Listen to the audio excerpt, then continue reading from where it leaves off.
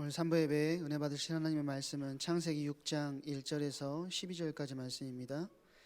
창세기 6장 1절에서 12절까지 말씀을 제가 봉독해 드리도록 하겠습니다. 사람이 땅 위에 번성하기 시작할 때에 그들에게서 딸들이 나니 하나님의 아들들이 사람의 딸들의 아름다움을 보고 자기들이 좋아하는 모든 여자를 아내로 삼는지라. 여호와께서 이르시되 나의 영이 영원히 사람과 함께하지 아니하리니 이는 그들이 육신이 됨이라. 그러나 그들의 날은 120년이 되리라 하시니라. 당시에 땅에는 네피림이 있었고 그 후에도 하나님의 아들들이 사람의 딸들에게로 들어와 자식을 낳았으니 그들은 용사라 고대에 명성이 있는 사람들이었더라. 여호와께서 사람의 죄악이 세상에 가득함과 그의 마음으로 생각하는 모든 계획이 항상 악할 뿐임을 보시고 땅 위에 사람 지으셨음을 한탄하사 마음에 근심하시고 이르시되 내가 창조한 사람을 내가 지면에서 쓸어버리되 사람으로부터 가축과 기는 것과 공중의 새까지 그리하리니 이는 내가 그것들을 지었음을 한탄함이니라 하시니라. 그러나 노아는 여호와께 은혜를 입었더라. 이것이 노아의 족본이라. 노아는 의인이요 당대의 완전한 자라. 그는 하나님과 동행하였으며 세 아들을 낳았으니 셈과 함과 야벳이라. 그때에 온 땅이 하나님 앞에 부패하여 포악함이 땅에 가득한지라. 하나님이 보신즉 땅이 부패하였으니 이는 땅에서 모든 혈육 있는 자의 행위가 부패함이었더라. 아멘. 담임 목사님 나오셔서 네피림 사건이라는 제목으로 말씀 증거해 주시겠습니다. 이번 주부터 그 주일 예배 전체적인 설교를 한 몇 주간 동안은 기도에 대해서 말씀을 같이 나누겠다고 말씀드렸죠. 기도에 대한 부분들을 한 해 시작하면서 한 해의 미션들을 24 이렇게 정하면서 기도에 대한 부분들 좀 우리 성도님들하고 실제적인 부분들을 좀 같이 나누고 실제 기도하는 기도 운동이 우리 교회 안에서 일어나면 좋겠다 이런 생각들을 하면서 말씀을 준비하고 있습니다. 몇 주간 동안 기도에 대한 여러 가지 부분들을 성경을 가지고 필요하면 기도의 사람 또 어떤 사건 이렇게 들어쓰면서 같이 함께 기도에 대해서 말씀을 정리해 볼 건데요. 그래서 뭐 욕심내지 마시고 한번 말씀 나올 때 그 상황이나 그 기도에 대한 어떤 부분들을 여러분들이 삶에 하나씩 적용하셔서 실제로 한번 해보시기 바랍니다. 그래서 이번 주 같은 경우는 실제 문제 있는 거, 우리는 뭐 문제 없는 사람은 없잖아요. 이게 하나님이 나를 무릎 꿇게 하시는, 기도하게 하시는 굉장히 중요한 시간표구나 라고 이해하시고, 여러분들이 문제 해결에 초점을 맞추지 마시고 이걸 통해서 하나님 이전에 경험하지 못했던 은혜의 더 깊은 곳으로 들어가게 하시고 하나님의 더 큰 긍휼의 축복들을 확인할 수 있도록 여러분들이 하나님께 딱 초점을 맞추시고 기도하는 기도의 축복들을 한번 누려보기를 바랍니다. 세상 사람들이 하는 기도는 정화수 물을 떠다 놓고 기도하고 나무 앞에 돌 앞에 심지어 자기들이 정해놓은 귀신들 앞에 기도합니다. 근데 우리의 기도에 응답하시는 분은 인격적인 하나님이십니다. 그래서 그냥 아무 반응 없는 돌덩어리 앞에 기도하는 게 아니고요, 우리의 기도를 세밀히 들으시고 필요에 따라 우리의 방향도 바꾸시고 우리를 실제로 인도하시는, 그리고 응답하시는 그 하나님. 그래서 저는 기도 제목 중에 가장 완벽한 기도는요, 성령 충만함, 성령의 도우심 구하는 기도가 저는 완벽하다고 저는 확신해요. 왜냐니까 내 안에 계신 성령 하나님은 성삼위 하나님이 성령으로 내 안에 계시는 거거든요. 그러면 나를 창조하셨죠. 내 세포 하나하나 다 아시죠. 내가 평생 어디로 가야 되는지 아시죠. 내 삶 전체를 처음부터 계획하셨고 섭리하시고 이끄시는 하나님, 창조주 하나님이시고 나를 사랑하셔서 택하시고 부르신 나의 구원자 하나님이시고 관계적으로는 나의 아버지 되신 하나님이세요. 그분이 성령으로 지금 나와 함께 계세요. 그래서 진짜 내 속속들이 다 아시는 분이라면 내 필요한 부분들을 내가 굳이 말하지 않아도 들으시고 아시는 분이신데 하나님은 관계적으로, 여러분들 저는 그거 자주 사용하거든요. 제 아들들에게도 아빠가 너희들 뭐가 필요한지 대충은 알아. 그런데 아빠가 원하는 거는 너희들이 뭐 필요하다는 거를 정확하게 나한테 말을 해줘. 그러면 아빠가 지금 너희들에게 필요한 게 맞다 싶으면 돈이 많이 들어도 해주려고 노력할 거야. 말을 안 하면 뭐 그렇게 급한 거 아닌가 보지 하고 넘어갈 때도 있고 잘 모를 때도 있어 라고 이야기를 해요. 꼭 말을 해줘. 그런데 말 안 하는 경우가 더 많아요. 미적미적거리고. 그럼 굳이 제가 이렇게 막 제가 뭐 열심을 내 가지고 도와줄 필요는 없잖아요. 아빠가 있을 때는 아빠를 필요로 할 때 아빠가 힘을 확 써주는 거고, 엄마를 필요로 할 때 엄마가 확 달라드는 거지.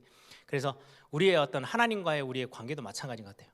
기도 안 해도 다 아시지만 성경은 그럼에도 불구하고 너희들이 기도해야 할 거야 라고 말씀하시는 거는, 하나님이 굉장히 옹고집을 피우시는 분이어 가지고 우리에게 뭔가 이렇게 거리를 두고 이게 아니고요, 더 가깝게 친밀감 있게 우리하고 사귀기를 원하시는 하나님이세요. 그래, 연인들이 사랑하면서 자꾸 여자분들이 요구하는 게 있잖아요. 아니 뻔히 사랑하는 걸 다 아는데 남자들의 입에서 굳이 사랑한다는 이야기를 또 듣고 싶고 또 듣고 싶고. 그건 하나님이 여자분들에게 만들어 놓으신 청각에 대한 그런 어떤 특징인데, 남자들은 다 알면서 이렇게 넘어가는 거예요. 특히 남자들이에요. 그런데도 듣고 싶어 하는 거는 그게 이제 관계를 확인하는 부분인 것처럼, 우리가 기도하는 거는 하나님과의 관계가 굉장히 중요한 부분입니다. 그래서 제목을 많이 나열하는 것도 필요해요. 새신자들은 그렇게 해서 하나하나 응답되어지는 거는 기도가 뭔지를 배우는데 굉장히 중요해요. 그런데 이제 여러분들 3부 예배 나오실 정도의 신앙생활의 어떤 흐름들을 쭉 타고 계신 분들은 진짜 성령 충만함, 성령의 도우심, 그래서 진짜 기도하세요. 하나님, 내 머리끝에서 발끝까지 성령으로 나를 사로잡아 주십시오. 왜냐하면 우리가 여러분들 신앙생활 한다 하면서 세상 살아보면 성령의 인도 받기보다는 내 의지대로 내가 계획 세우고 막 뛰어갈 때가 훨씬 더 많거든요. 제가 자주 그런 예를 들잖아요. 성령 충만이라는 거는요, 우리가 물 위를 이렇게 물에서 놀 때 물이 이렇게 내 발목에 잠겨 있으면 내가 가고 싶은데 마음대로 뛰어다닙니다. 조금 이렇게 젖고 이렇게 하니까 좀 신경 쓰인 것 뿐이지 내가 하고 싶은 건 다 해요. 물이 내 무릎 정도까지 차 있는 데는요 좀 버벅거려요. 갈 때도 좀 힘들어요. 막 물을 가르고 가야 돼요. 허리 정도 차 있다 생각해 보세요. 엄청 힘들어요. 그래서 보통 이렇게 다이어트 하시려는 분들이 수영장 가가지고 이 정도 차는 데서 막 걷는 거 많이 하잖아요. 왜요? 그리고 온몸에 에너지를 싹 다 쏟아야 그걸 이렇게 해주고 갈 수 있어요. 물이 완전히 나를 가득 채워버리면요, 바다 같은 데서는요 그 물이 흐름 따라서요 그 물에 휩쓸려서 다녀야 돼요. 그것처럼 성령의 충만함이라는 그런 거예요. 내가 성령이 내 모든 생각도 내 마음도 보는 것, 듣는 것, 말하는 것, 느끼는 것, 성령 하나님이 나를 주장하신다면 당연히 인도받게 되겠죠. 하나님 원하시는 길을 따라가게 되겠죠. 그래서 여러분들이 아침에 잠깐 눈을 뜨면 그건 1분도 걸리지 않는 시간이에요. 하나님, 오늘 하루 성령으로 나를 충만케 해주십시오. 그건 이빨 닦으면서도 할 수 있고요, 세수하시면서도 할 수 있고요. 우리 여자분들은 화장하면서 무슨 생각하세요? 이뻐져야지 이뻐져야지 하십니까? 화장하시면서 매일 하는 거니까 굉장히 익숙하게 하시잖아요. 조금만 생각을 하나님께 고정하고, 하나님 오늘 하루 종일 하나님 내가 완전 하나님께 다 사로잡히는 그런 시간 되도록 성령이 나를 주장해 주십시오. 여러분들이 누워서 하루 일과를 다 마치고 침대 딱 누우면 얼마나 편합니까? 야, 이제 좀 쉴만 하네 라고 할 때 잠깐 30초도 걸리지 않는 시간이에요. 그런데 그분은 인격적인 하나님이셔서 내 안에 실제로 우리가 돌 앞에 나무 앞에 기도하는 게 아니에요. 살아계신 하나님 앞에 우리의 고백을 하나님 앞에 드리는 거거든요. 굉장히 실제예요, 기도는. 그래서 이게 쌓이고 쌓여서 여러분들의 삶이 얼마만큼 하나님이 실제로 여러분들의 삶을 성령 인도로 인도해 가시는지를 맛을 봐야, 아, 기도라는 게 이런 거구나. 그리고는 자녀들에게 이거를 실제로 설명하고 전달할 수 있거든요. 여러분들이 그래서 기도의 가장 중요한 부분은 해보는 거예요. 안 해보시면 이게 진짜로 뭔지, 예를 들면 요즘 뭐 호흡을 가지고 기도해라. 깊은 호흡을 하는 건 굉장히 중요하다, 건강하다. 안 하면은 아무 나하고는 관계없는 단어예요. 제가 어느 날 의사 선생님이 굉장히 그 면역학에 뛰어난 의사분이 비타민 C를 먹어야 되는 이유, 그래서 제가 인터넷이나 책들도 사봐가지고요 막 이리저리 다 대조를 해봤어요. 그랬더니 실제로 그 부분에 있어서 굉장히 중요한 어떤 영향력들을 이야기를 하더라고요. 그래서 그때부터 지금까지 거의 매일 하루도 빠지지 않고 비타민 C를 먹어요. 그래서 면역이나 뭐 건강이나 이런 부분들, 왜요? 이게 비타민 C가 몸에 좋다더라 이렇게 하는 거하고 병 사다 놓고 약병 식탁에다 올려놓고 안 먹고 있는 거는요, 아무리 쳐다본다고 해서 내 몸에 비타민 C가 영향을 주는 건 아니에요. 내가 입에다 집어넣어서 먹어야, 삼켜야 그게 내 몸의 건강에 도움이 되기 시작하는 거예요. 그래서 여러분들 기도는 직접 여러분들이요 해보시기 시작해야 진짜 여러분들의 힘이 되어져요. 그래서 몇 주간 동안 기도에 대해서 이런 모습 저런 모습의 어떤 기도의 모습들을 가지고 말씀을 좀 나눌 겁니다. 여러분들 꼭 실제 2022년은 기도의 힘, 기도의 비밀 가지고 한 해를 여러분들이 진짜 멋지게 하나님 앞에 영광 돌리면서 승리하는 그런 우리 성도님들 되길 바랍니다.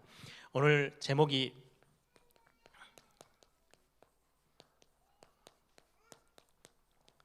네피림 사건인데요, 우리가 지금 10가지 사건 같이 함께 복음 전도라는 관점에서 같이 함께 보고 있죠. 첫 번째가 창조 사건이에요.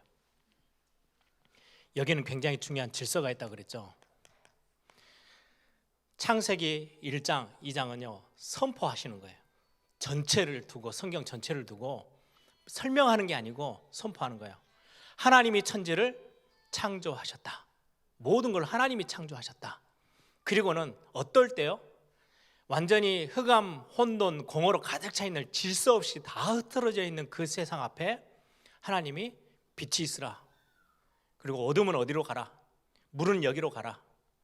공중은 이렇게 할 거다. 땅은 물을 다 한쪽으로 모으시고 땅을 묻히 드러나게 하시고 거기에 이름을 다 지었고, 물에서는 물고기가 살도록 하나님이 자리를 정해 주시고, 빛은 태양이 관리하도록 주관자로 세우고, 어둠은 달이, 별이 주관하도록 세우시고, 땅에서는 짐승들이 움직이도록, 공중에서는 새가 날도록 하나님이 그 질서들을 다 정하셨어요.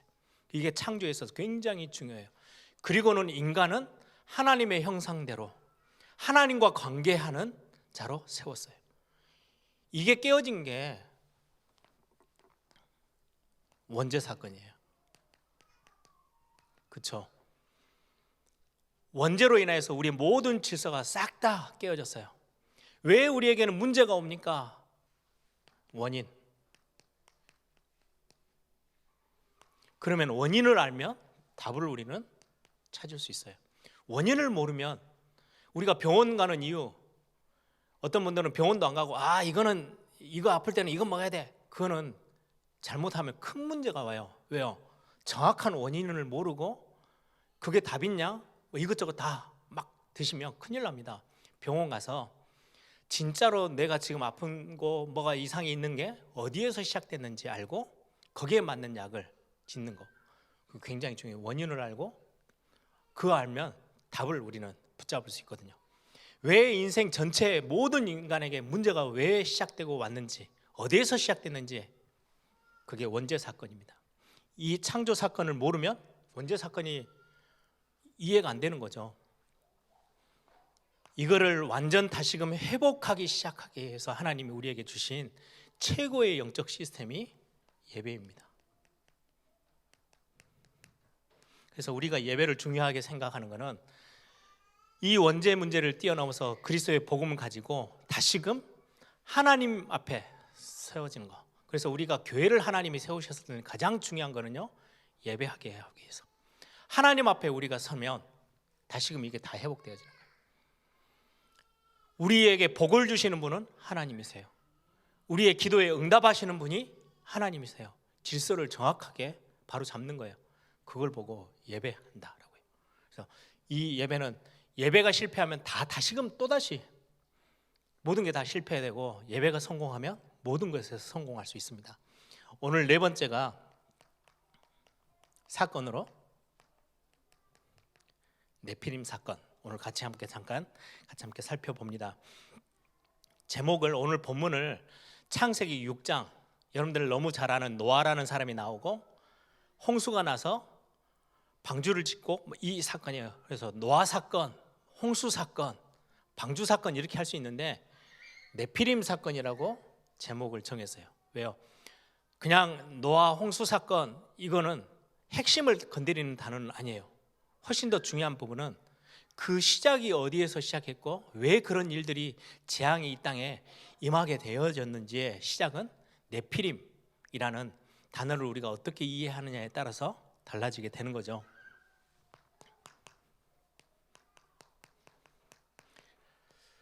홍수가 일어났습니다. 그 시작은 굉장히 중요해요.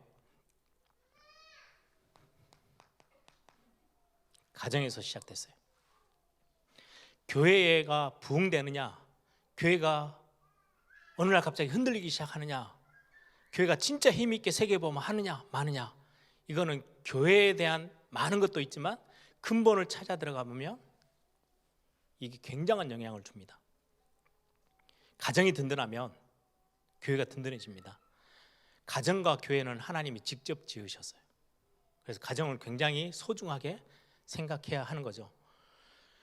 하나님이 직접 만드신 거는요, 가정, 그리고 교회, 그리고 국가. 그래서 이 세 개는요, 함부로 우리가 막 이렇다 저렇다 말하기 참 쉽게 말해서는 안 되어지는 게.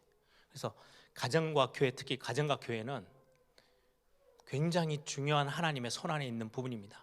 그런데 이 홍수 사건, 재앙이라고도 하죠.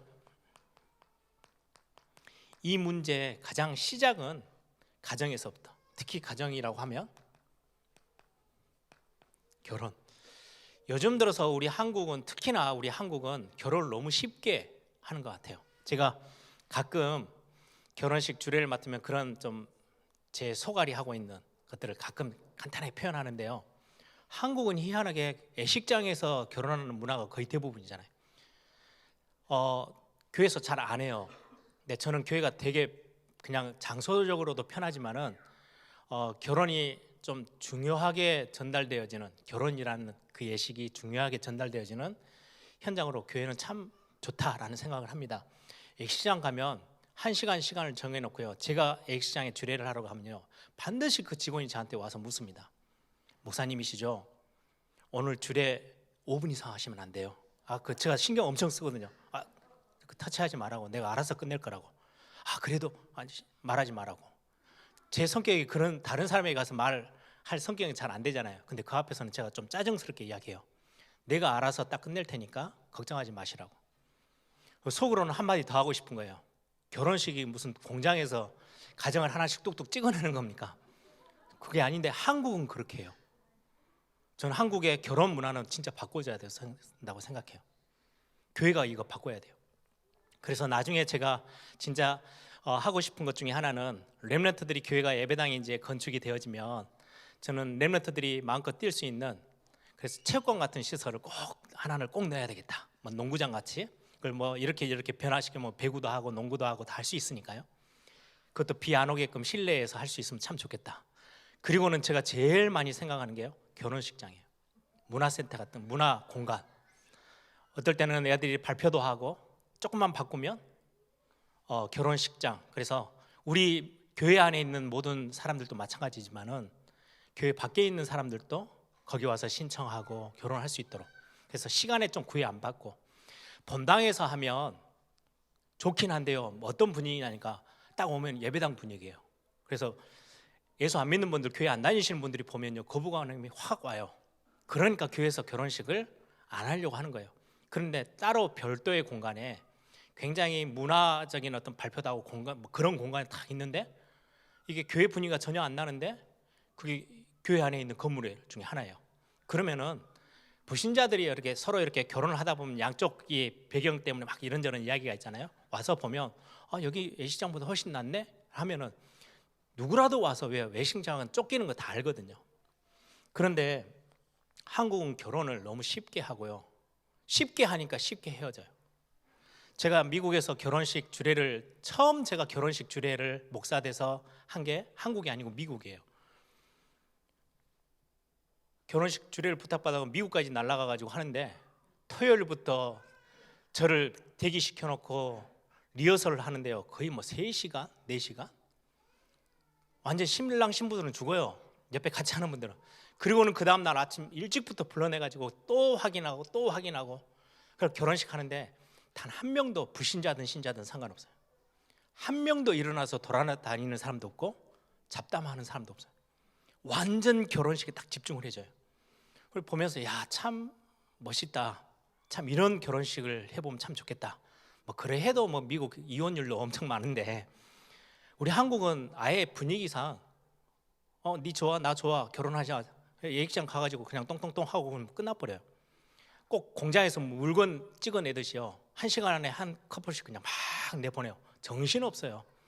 이게 진짜로 진지하게 평생을 생각하고 하나님 앞에서 그 가정이 얼마나 귀한 이런 것들을 돌아볼 시간도 없어요. 주례하는 사람들이요 거의 그냥 로봇식으로 원고 그냥 읽듯이 한 5분 읽으면 그냥 끝나요. 이게 가정, 결혼 이게 이렇게 연결되니까 참 가치 없게 이렇게 많이 바닥으로 떨어지는데 오늘 이 네피림 사건 홍수의 어떤 시작은 창세기 6장 1절에서 3절을 한번 봐보세요. 우리 읽었는데요. 사람이 땅 위에 번성하기 시작할 때 그들에게서 딸들이 나니 하나님의 아들들 단어들을 보세요. 하나님의 아들들이라는 단어와 반대편의 단어예요. 사람들의 딸들. 하나님의 아들들이 세상 사람들의 딸들을 보고 그 아름다움을 보고 혹해서 그리고는 만나서 결혼을 해요. 이거는 불신자와 결혼했다 이 개념을 완전히 넘어서는 그림이에요. 단순하게 너 불신자하고 결혼하면 안 돼 이런 말이 아니고요.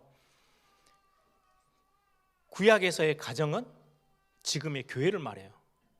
구약에서의 가정은 구약에서의 어떤 하나님의 백성들, 하나님의 나라, 왕국, 이스라엘, 유다 이런 거는요 교회를 상징하고 교회는 단순히 이 건물을 말하는 게 아니고 개인 하나님의 자녀들, 하나님의 백성들을 의미하는 거예요.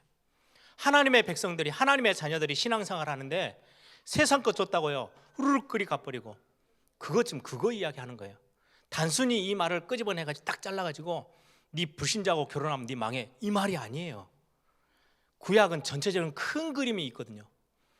구약의 전체적인 내용은요 지금의 교회를 굉장히 중요하게 상징해요. 오늘 오전에도 분 있나? 하나님의 많은 복을 받았는데 그거 저리 가라 하고요 자기 욕심 따라서 자기에게 맞으면 막 칭찬하고 자기하고 조금만 안 맞으면 막 밀쳐내고 그렇게 신앙생활하는 사람이 참 많아요. 그게 분인나와 똑같은 모습이거든요. 창세기 6장 1절에서 3절에 보니까 하나님의 사람 아들들이 사람의 딸들 세상 것들을 보고 완전히 이 가정이 방향이 다 바뀌고 의미가 바뀌어 버렸어요. 이것 때문에 이 땅에 죄악이 관영했다. 교회가 세상을 바라보는 그 순간 세상의 방법을 바라보는 그 순간 교회는 하나님이 아닌 흑암으로 점점 영향을 받기 시작해요. 그 말이에요. 죄악이 관영해져요. 이것 때문에 결국은 홍수 재앙이 임하게 됩니다. 홍수 사건이 생겼죠. 실제 원인은 조금 영적인 눈을 떠서 봐야 돼요. 그게 네피림이에요. 네피림이란 단어는 여러분들 잘 알죠? 히브리어로 위에서 떨어졌다, 위에서 떨어진 자 이게 명사형으로 하면서 굉장히 또 다른 번역 성경에는 장대한 사람, 큰 힘 있는 사람, 세상의 힘을 말해요. 네피림. 그런데 이 의미하고 굉장히 비슷하게 성경에 말씀하는 게 요한계시록 12장 1절에서 9절. 하나님보다 더 높아지고 하나님이 받는 영광을 자기가 가로채기 위해서 하나님께 대항했다가 이 땅으로 내어 쫓긴 자. 하늘과 땅이라고 보면 위에서 내려온 자예요. 네피림이란 단어와 일맥상통하는 의미예요. 그러니까 이 땅에 네피림이 요한계시록 12장에 그 존재들을 보고 성경은 말합니다. 옛뱀, 창세기 3장에 나왔던 원죄 사건에 뱀을 통해서 인간을 타락시켰던 그 옛뱀, 올해 요한계시록 때 쓰는 거니까요. 옛 창세기 3장에 기록됐던 그 옛뱀, 붉은 용, 마귀라고도 하고 사단이라고도 하는 자, 이게 원인입니다.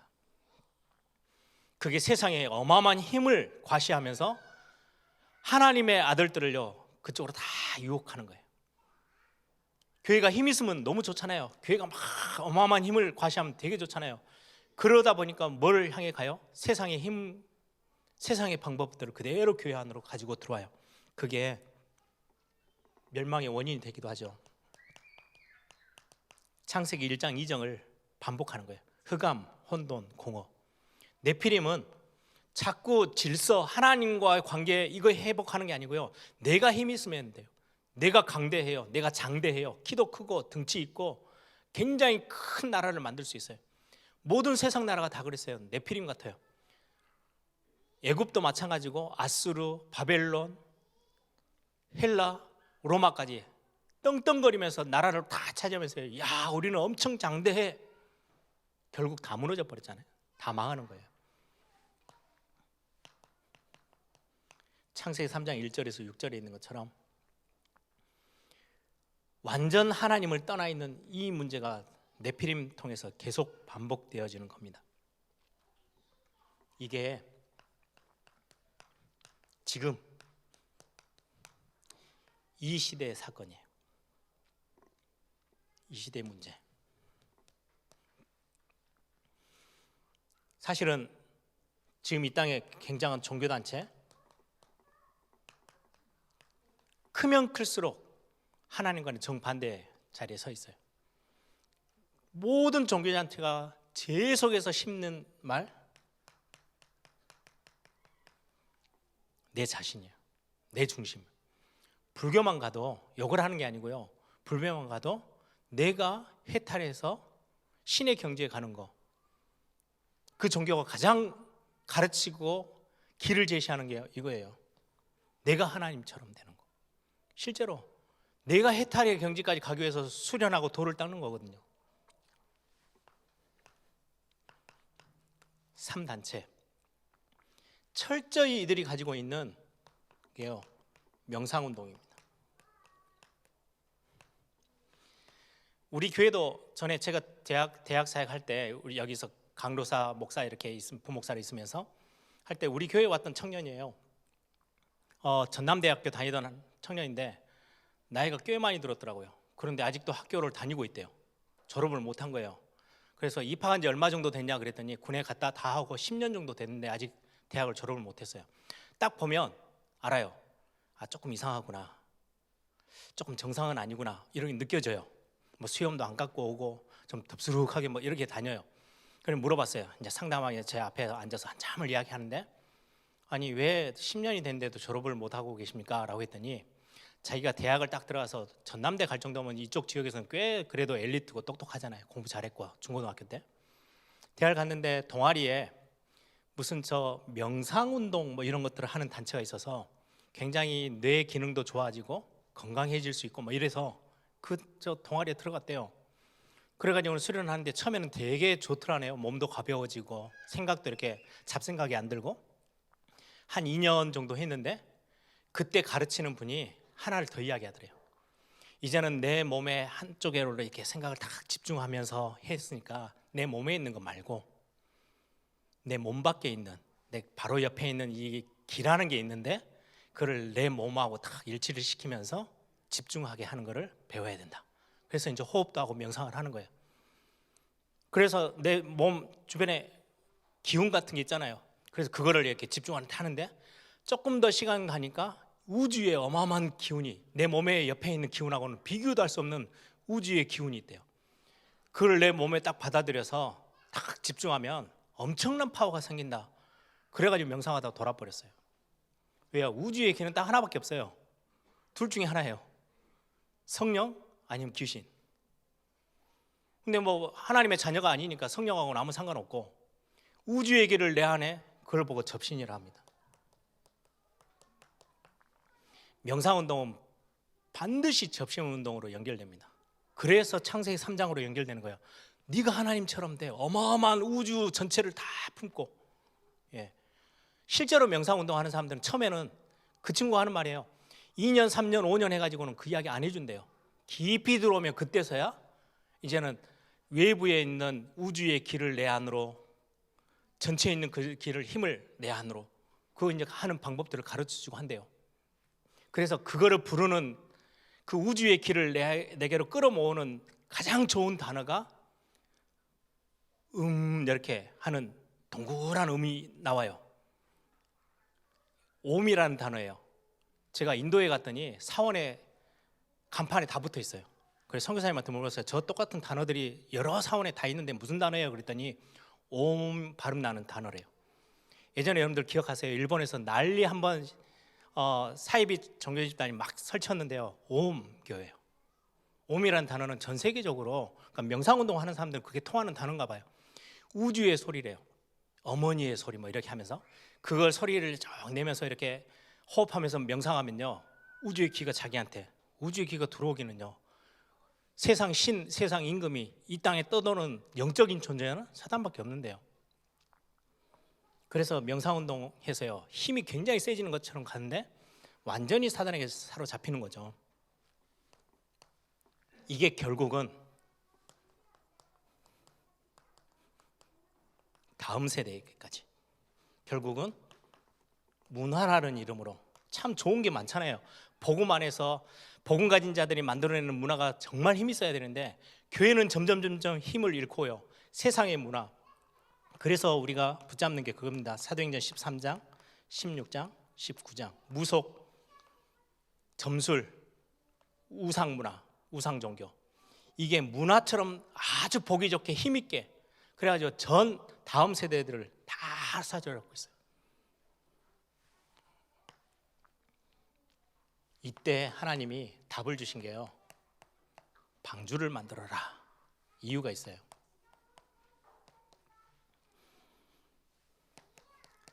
창세기 6장 14절, 오늘 읽지 않았는데요, 한번 같이 함께 읽겠습니다. 6장 14절입니다. 너는 고페르 나무로 너를 위하여 방주를 만들되 그 안에 칸들을 막고 역청을 그 안팎에 칠하라. 너를 위하여, 너를 위해서 방주를 만들어. 방주는 이 어마어마한 재앙의 흑암의 문화로 가득 차 있는 이 땅에서 내가 살 수 있는, 내가 살아남을 유일한 답이 방주예요. 너를 위해서. 그리고는 6장 18절 같이 읽어봅니다. 그러나 너와는 내가 내 언약을 세우리니 너는 내 아들들과 내 아내와 내 며느리들과 함께 그 방주로 들어가고, 너희 자녀들을 위해서 방주를 만들어라. 창세기 6장 20절 같이 읽습니다. 새가 그 종류대로, 가축이 그 종류대로, 땅에 기는 모든 것이 그 종류대로 각각 둘씩 내게로 나오리니 그 생명을 보존하게 하리라. 우리의 모든, 이 땅에 있는 모든 생물, 여러분, 이게 전도의 비밀입니다. 내가 살면 내 주변에 있는 사람 살려요. 그리고는 이 땅이 바뀌어요.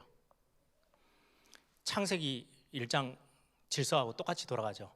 하나님이 우리에게 모든 만물을 다 질서를 잡도록, 우리는 하나님 앞에만 딱 서면 우리는 이 땅을 다 다스릴 수 있는 어마어마한 힘을 우리에게 주셨어요. 우리가 바로 서 있어야 우리의 가정, 자녀들 뿐만 아니라 이 땅의 모든 것들이 질서가 바로 잡히는데요, 우리가 하나님 떠나서 틀어져 버리니까 모든 게 다 뒤집어졌어요. 어느 정도냐, 나무, 돌, 우리가 다스려야 될 그 존재들에게요 깎아놓고요, 거기 앞에 가서 코가 땅에 닿도록 절하고 있어요. 인간이 얼마나 불쌍한 인간이 돼버렸는지요. 여기에서 빠져나올 수 있도록 방주를 만들어라 라고 성경이 우리에게 말씀하고 있죠. 이 방주에는 누가 들어갑니까? 누구든지 누구든지 들어갈 수 있어요. 홍수가 나서 다 죽게 생겼는데 홍수 때문에 방주에 들어가면은 배가 물 위에 떠가지고요, 거기서 살 수 있는 거예요. 재앙이 오는데 방주에 들어가면은 살아요. 재앙과는 아무 상관없이. 이 방주가 누구냐? 그리스도 되신 예수님이 방주라고 성경은 말씀합니다. 이 방주 안에 들어가는 이 축복, 방주를 짓고 많은 사람들을 방주 안으로 끌어넣어서 살리는 이 역할을 누구에게 맡기셨냐? 하나님께 은혜를 입은 노아에게. 8절을 보세요. 제가 참 좋아하는 단어입니다. 그러나 노아는 여호와께 은혜를 입었더라. 앞에 그러나라고 돼 있어요. 네피림이 온 땅을 다 차지하고 가정들이 다 하나님과는 상관없는 가정의 방향으로 교회가 전부 다 영 딴짓을 하고 있을 때 노아는 여호와께 은혜를 입었더라. 그리고는 그 노아가 9절에 보니까요, 하나님과 동행했다. 결국은 노아라는 사람을 통해서 방주 만드는 일을 시작해요. 저는 이게 교회라고 생각합니다. 우리가 모이는 게요, 방주 만든 거예요. 그래서 뭐 누구든지 올 수 있도록. 이게 현장으로 가면은 지교회라는 단어를 쓰는 거예요. 300지교회는 뭐 하기 위해서요? 방주 역할을 하라고. 누구든지 와서 말씀 듣고 복음 듣고 살아나라고. 이거를 또 다른 조그마한 단어로 쓰면요, 다락방이에요. 그래서 여러분들이 이 안에서요, 3천 제자로 세워져서 중요한 노아처럼 하나님의 은혜를 아는 사람들이 그들을 살려내는 그런 응답들이 또 2022년에 한 해 동안 우리가 함께 누릴 축복으로 이렇게 붙잡기를 바랍니다. 우리 한번 다 같이 한번 기도하겠습니다. 하나님, 이 땅에 문제를 가져다 온, 그리고 문제의 실제 눈에 보이지 않는 핵심은 네피림 사건인데, 우리가 거기에 얻어 걸리지 않고 진짜 방주 만들어서 많은 사람, 현장, 흑암의 시대를 살려내는 그런 우리 에일교회와 중요한 은혜를 덧입은 노아처럼 그런 멋진 은혜의 사람들로 우리가 세워질 수 있도록 역사해달라고 우리 한번 기도하겠습니다.